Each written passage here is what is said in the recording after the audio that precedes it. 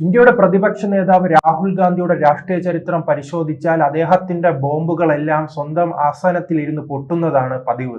അത് തന്നെയാണ് ഇപ്പോഴും നാം കാണുന്നത്. ഇപ്പോൾ അദ്ദേഹം കുറച്ചു നാളുകളായി വോട്ടുചോരി എന്ന് പറഞ്ഞ് അങ്ങോട്ടും ഇങ്ങോട്ടും അലഞ്ഞു നടക്കുന്ന ഒരു കാലഘട്ടമാണല്ലോ. അതിനിടയിലാണ് സുപ്രീം കോടതിയിൽ നിന്ന് നിർണായകമായ ഒരു പരാമർശം ഉണ്ടായിരിക്കുന്നത്.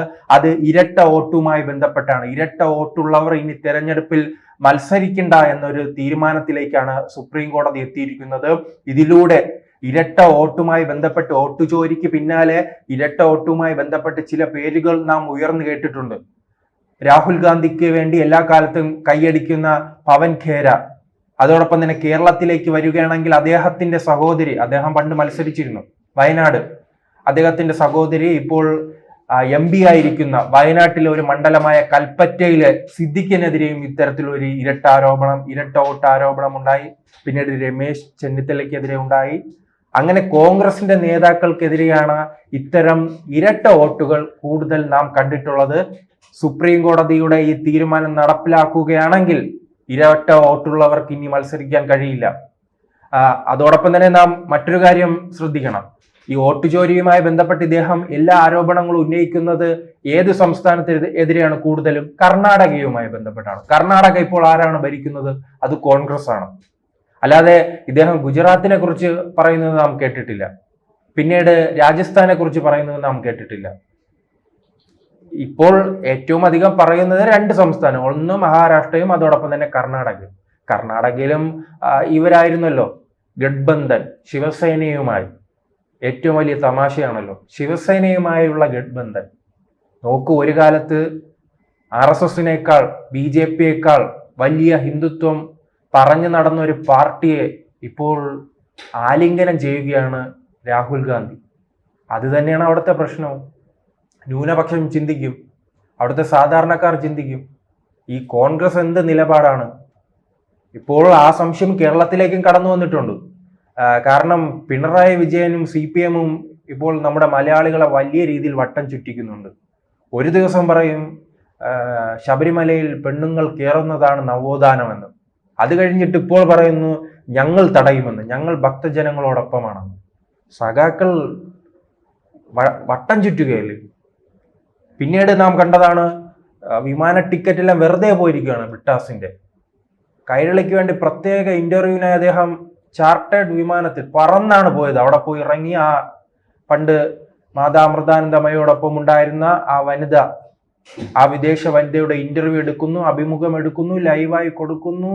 അദ്ദേഹത്തിന്റെ പേന ചുരുട്ടിയുള്ള മറിച്ചുള്ള ചോദ്യം, കറക്കിയുള്ള ചോദ്യം, എന്തെല്ലാമായിരുന്നു. അവസാനം ആലപ്പുഴയിൽ തോൽവി സംഭവിച്ചപ്പോഴാണ് മൗനമായത്. ഇപ്പോൾ മൗനമായത് പോട്ടെ, മൗനം മാത്രമല്ല ഇപ്പോൾ ആദരിക്കുകയാണ്. BJPയും കോൺഗ്രസും ആ ഏരിയയിലേക്ക് തന്നെ പോയിട്ടില്ല. അതിനു മുമ്പ് തന്നെ ആദ്യം ഓടിയെത്തുന്ന സജി ചെറിയാനാണ്. 25 വർഷം ഐക്യരാഷ്ട്രസഭയിൽ മലയാളത്തിൽ പ്രസംഗിച്ചത് ചൂണ്ടിക്കാട്ടിയാണ് ആദരിക്കുന്നത്. അതിന് സമാനമായ ഒരു നീക്കമാണ് രാഹുൽ ഗാന്ധി നടത്തുന്നത്. ഇദ്ദേഹം ഇന്ന് പറയും, നാളെ മറ്റൊന്ന് പറയും. ഈ ബോംബ് പൊട്ടിക്കുന്നത് മുഴുവൻ സ്വന്തം വസതിയിൽ തന്നെ. അതാണല്ലോ കർണാടകയിൽ കണ്ടത്. ഇപ്പോൾ ഈ ഹൈഡ്രജൻ ബോംബ് പൊട്ടിയ BJPയുടെ ഏതെങ്കിലും മന്ത്രിയോ ഏതെങ്കിലും അംഗങ്ങളോ രാജിവെച്ചു? ഇല്ലല്ലോ. രാജിവെച്ചത് കർണാടകയിലെ ഇവരെ മന്ത്രിയല്ലേ. ആദ്യത്തെ അണുബോംബ് പൊട്ടിയത് ഇയാളെ ആസനത്തിൽ തന്നെയാണ്, കോൺഗ്രസിന്റെ ആസനത്തിൽ തന്നെ. പിന്നീട് നാം കണ്ടത് അടുത്തൊരു ആരോപണവുമായി വന്നു. ആ മണ്ഡലത്തിൽ വിജയിച്ചതാരാണ്? വോട്ട് പിൻവലിച്ചു, വോട്ട് കട്ട് ചെയ്തു എന്ന് പറഞ്ഞ് വന്നതാരാണ്? ആ മണ്ഡലം അതും കോൺഗ്രസിന്റെ മണ്ഡലമാണല്ലോ. അവിടെ ജയിച്ചത് കോൺഗ്രസ്സുകാരാണ്. അപ്പൊ BJP പറയുകയാണ് ഈ മണ്ഡലത്തിൽ ഞങ്ങളുടെ BJPയുടെ വോട്ടുകളാണ് പിൻവലിച്ചത്, അതുകൊണ്ടാണ് കോൺഗ്രസ് വിജയിച്ചതെന്ന് അവർ ചൂണ്ടിക്കാട്ടിയാൽ രാഹുൽ ഗാന്ധി എന്ത് മറുപടി പറയും? ഇതാണ് രാഹുൽ ഗാന്ധിയുടെ പ്രശ്നം. അദ്ദേഹം ഒരു പാർട്ട് ടൈം രാഷ്ട്രീയക്കാരനാണ്. അദ്ദേഹത്തിന് ഇന്ത്യയിലും ജോലിയുണ്ട്, വിദേശത്തും ജോലിയുണ്ട്. ഇന്ത്യയിൽ ജോലിയെടുത്ത് ഒന്ന് ക്ഷീണിക്കുമ്പോൾ അദ്ദേഹം വിദേശത്ത് പണിയെടുക്കാൻ പോകും. അതാണ് ഇവിടുത്തെ പ്രശ്നം. നിങ്ങൾ നോക്കൂ, BJPക്കായി RSS എന്ന വലിയ സംഘടന 24 മണിക്കൂറും പണിയെടുക്കുന്നുണ്ട്. എല്ലാ ദിവസവും അവർ ശാഖയിലൂടെ പണിയെടുക്കുന്നുണ്ട്. പിന്നീട് നരേന്ദ്രമോദി ലീവ് എടുത്തിട്ടില്ലെന്നാണ് ഉദ്യോഗസ്ഥർ ഉൾപ്പെടെ പറയുന്നത്. അങ്ങനെ പിന്നീട് BJP എന്ന ലോകത്തിലെ ഏറ്റവും വലിയ പാർട്ടി അവർക്ക് വേണ്ടി പ്രവർത്തിക്കാനുണ്ട്. അങ്ങനെയുള്ള ഒരു പാർട്ടിയെ തോൽപ്പിക്കണമെങ്കിൽ ഒറ്റക്കെട്ടായി നിൽക്കണം, കഠിനാധ്വാനം ചെയ്യണം. എന്നാൽ മാത്രമേ രാഹുൽ ഗാന്ധിക്ക് മുന്നേറ്റം ഉണ്ടാക്കാൻ കഴിയുകയുള്ളൂ. പിന്നീട് ആരോല ഉപദേശിച്ച് അദ്ദേഹം ഈ കന്യാകുമാരിയിൽ നിന്നും കാശ്മീരിലേക്ക് നടന്നപ്പോഴാണ് 44 നിന്നും പിന്നീട് 52 അത് ഒറ്റയടിക്ക് 99 വർദ്ധിപ്പിക്കാൻ അദ്ദേഹത്തിന് കഴിഞ്ഞത്. 2014 തെരഞ്ഞെടുപ്പിൽ 44, 5 വർഷം കഴിഞ്ഞപ്പോൾ അദ്ദേഹത്തിന് വർദ്ധിപ്പിക്കാൻ കഴിഞ്ഞത് 8 സീറ്റ്. അത് ആ സമയം അദ്ദേഹം വിദേശ യാത്രകളിലായിരുന്നു. ഇപ്പോൾ പിന്നീട് ആരോ പറഞ്ഞു ഈ കോൺഗ്രസ് പാർട്ടി ഒന്ന് നിലനിന്ന് കാണണം, ഇത് നെഹ്റുവിന്റെയും ഗാന്ധിജിയുടെയും സർദാർ വല്ലഭായ് പട്ടേലിന്റെയും എല്ലാം കോൺഗ്രസ് ആണ്, താങ്കളായി തുലയ്ക്കരുത് എന്ന് ആരോ ഉപദേശം കൊടുത്ത പശ്ചാത്തലത്തിലാണ് അങ്ങനെയെങ്കിൽ ഞാൻ നടക്കാൻ തീരുമാനിച്ചു എന്ന് പറഞ്ഞ് നടന്നിട്ടും ഗതി പിടിച്ചില്ല. ഗതി പിടിക്കാത്ത പശ്ചാത്തലത്തിലാണ് സീറ്റ് വർധനവുണ്ടായി. ഗതി പിടിക്കാത്ത പശ്ചാത്തലത്തിലാണ് ഇപ്പോൾ പുതിയ ആരോപണങ്ങളുമായി രംഗത്ത് വരുന്നത്. ബീഹാറിലാണ് ഇപ്പോൾ അദ്ദേഹത്തിന്റെ കില്ലാടി പരിപാടികൾ നടക്കുന്നത്, വാഹനത്തിന് മുകളിൽ നിന്നുള്ള കൈവീശി കാണിക്കൽ. എന്തായാലും കേരളത്തിൽ ഇനി അവിടെ കടലുണ്ട്. കേരളത്തിലെല്ലാം കടലിൽ ചാടുന്ന ഒരു രീതിയായിരുന്നു. അത്തരത്തിൽ നീക്കങ്ങൾ എന്തായാലും അവിടെ സംഭവിച്ചിട്ടില്ല. പക്ഷെ അവിടെ എന്തായാലും കോൺഗ്രസ് പ്രവർത്തകർ പണി കൊടുത്തത് നരേന്ദ്രമോദിയുടെ അമ്മയെ തെറി വിളിക്കുന്ന രീതിയിലാണ്. അത് രാഹുൽ ഗാന്ധി അതിനെ തള്ളിപ്പറഞ്ഞിട്ടില്ല, ഇത്രയും സമയമായിട്ടും തള്ളിപ്പറഞ്ഞിട്ടില്ല. അത്തരത്തിലുള്ള വലിയ പ്രതിസന്ധികൾ അവിടെ ഉണ്ടാക്കി. തേജസ്വി യാദവ് ചിന്തിക്കും ഈ രാഹുൽ ഗാന്ധി ഏത് സമയത്താണോ ബീഹാറിലേക്ക് ക്ഷണിക്കാൻ തോന്നിയതെന്ന് അദ്ദേഹത്തിന് തോന്നും. കാരണം അദ്ദേഹം ഒരു 5 വർഷം പണിയെടുത്തു എന്ന് കൃത്യമായി തന്നെ മുഖ്യമന്ത്രി കസേരയിലേക്ക് സ്വപ്നം കണ്ടു വന്നപ്പോഴാണ് ഇദ്ദേഹം അവിടെ വന്ന് കോൺഗ്രസ് പാർട്ടിയെ ഉണർത്താൻ ശ്രമിച്ച് നരേന്ദ്രമോദിയുടെ അമ്മയ്ക്കെതിരെ അപമാന പരാമർശം നടത്തുകയും അവിടെ BJPക്ക് അനുകൂലമായ ഒരു തരംഗം ഉണ്ടാകുകയും സ്ത്രീകൾക്കിടയിൽ ഇതിനെതിരെ വലിയ പ്രതിഷേധമുണ്ട്. അത് വോട്ടിലൂടെ തന്നെ നമുക്ക് വരുന്ന തെരഞ്ഞെടുപ്പിൽ കാണാൻ കഴിയും. അങ്ങനെ ഇദ്ദേഹം എവിടെയെല്ലാം കാലെടുത്ത് വയ്ക്കുമോ അവിടെയെല്ലാം വലിയ പരാജയമാണ് സംഭവിക്കുന്നത്. ഇദ്ദേഹത്തിന്റെ ചരിത്രം അങ്ങനെയാണ്.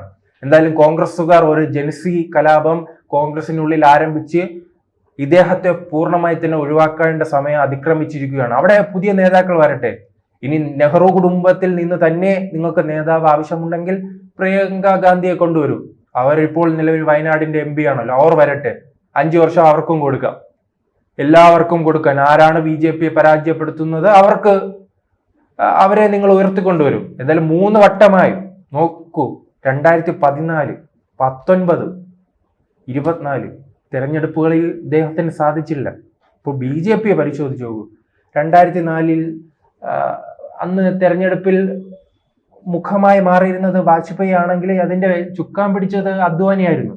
പിന്നീട് 2019 തെരഞ്ഞെടുപ്പിൽ അദ്വാനിക്ക് അവസരം കൊടുത്തു. 2 തെരഞ്ഞെടുപ്പിൽ പരാജയം സംഭവിച്ചു. BJP സ്ഥാപിച്ച നേതാവാണ്, അദ്ദേഹത്തെ ഒഴിവാക്കിയില്ല, പുതിയ നേതാവിനെ കൊണ്ടുവന്നു. അതുപോലെ ഇതിപ്പോ 3 തെരഞ്ഞെടുപ്പായി, എന്നിട്ട് രാഹുൽ ഗാന്ധി, യുവരാജകുമാരൻ, രാഹു കേതു എന്ന് പറഞ്ഞ് മുന്നോട്ട് പോവുകയാണ്. നിങ്ങൾ ഒഴിവാക്കൂ, BJP പഠിക്കൂ, ഒഴിവാക്കി പുതിയ നേതൃത്വത്തെ കൊണ്ടുവരൂ. എന്നാൽ മാത്രമല്ല കേരളത്തിൽ ഉണ്ടായിട്ടുണ്ടല്ലോ, 5 വർഷം രമേശ് ചെന്നിത്തലയ്ക്ക് കൊടുത്തു, പ്രതിപക്ഷ നേതാവ് സ്ഥാനം കൊടുത്തപ്പോൾ അദ്ദേഹത്തിന് അധികാരത്തിൽ കൊണ്ടുവരാൻ സാധിച്ചില്ല. അദ്ദേഹത്തെ ഒഴിവാക്കി VD സതീശനെ കൊണ്ടുവന്നു. അതിനി കൊണ്ടുവന്നത് ശരിയാണോ തെറ്റാണോ എന്നുള്ളത് വരും തെരഞ്ഞെടുപ്പിൽ അറിയാൻ പറ്റും. പക്ഷെ ഉപതെരഞ്ഞെടുപ്പുകൾ പരിശോധിക്കുമ്പോൾ അദ്ദേഹത്തിന് വലിയ വിജയം കൊയ്യാൻ കഴിഞ്ഞിട്ടുണ്ട്. അദ്ദേഹം പറഞ്ഞാണ് വിജയിക്കുന്നത്. ഈ മണ്ഡലത്തിൽ ഞാൻ ഇത്രയും ഭൂരിപക്ഷം വർദ്ധിപ്പിച്ച് കോൺഗ്രസിനെ വിജയിപ്പിക്കുമെന്ന് പറയുന്നത് അത് നടക്കുന്ന കാര്യമായിരുന്നു. അത് നാം പറയും അതെല്ലാം കോൺഗ്രസിന്റെ ശക്തിയുള്ള കേന്ദ്രങ്ങളാണെന്ന്. പക്ഷെ അത് ഏത് ശക്തിയുള്ള കേന്ദ്രമാണെങ്കിലും പറഞ്ഞ് വിജയിക്കുന്ന ഒരു സാഹചര്യം ഉണ്ടല്ലോ, അത് അദ്ദേഹത്തെ അംഗീകരിച്ചാലേ കഴിയുകയുള്ളൂ.